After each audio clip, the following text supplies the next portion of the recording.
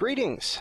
This is Anton from Rust, and I'd like to present to you a little demo we put together to show off some of the features of our upcoming Alloy 2.0 update used alongside some of our favorite assets available on the Unity Asset Store.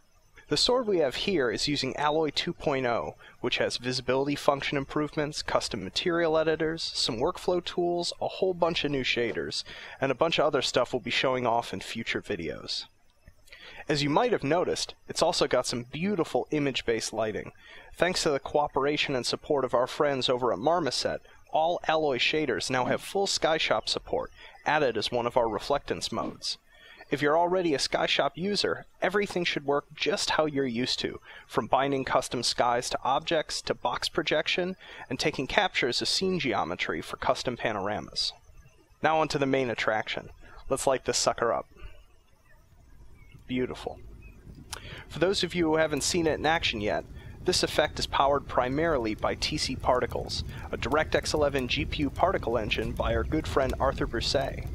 The effect is composed of several TC particle systems, the first of which sticks close to the sword and undulates based on rotating noise forces parented to the blade.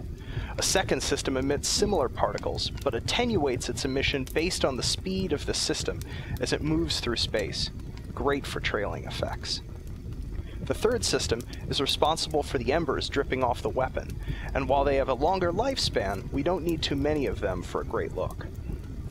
For those of you counting, there's somewhere between 20 and 70,000 particles on screen at a time for this effect, based on how long the trail is. To round it all off, we've used a shuriken system for alpha-blended smoke and for animated sprite flame running up the length of the blade, as each of those effects don't need many particles to look solid. Let's switch over to the ice rune now and pull the blade in nice and close. You might have noticed with the burning sword effect, in addition to the particles, the blade itself has an animated effect. As we activate the ice rune here, notice how the blade's entire material morphs from steel to a sort of glowing crystal.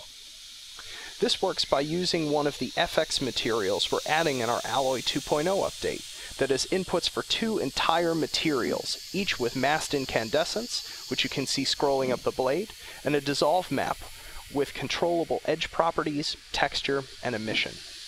This material barely fits within SM 3.0 limits, but should function as your kitchen sink for wild animated material effects. To wrap things up, I want to mention a less pyrotechnic but no less essential asset I have running in this demo, Amplify Color. When working in HDR, I tend to find that bloom and tone mapping, while giving you a wonderful range on the upper end, can really wash out an image. For this reason, I always do some color grading, using it to get some richness black in my mids and lows while leaving the upper end looking brilliant. It's a step that takes so little time with the clean Photoshop workflow Amplify Color has, and the difference it makes is tremendous. Anywho, that about wraps things up for showing you our elemental sword. If you've got a DX11 GPU and want to play around with the demo yourself, there's a download link in the description.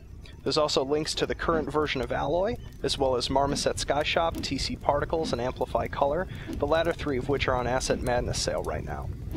New and current Alloy users, we've almost got the 2.0 update ready for you. It should be dropping sometime mid-month, and we'll have more cool videos for you in the lead-up and after. Thanks for watching.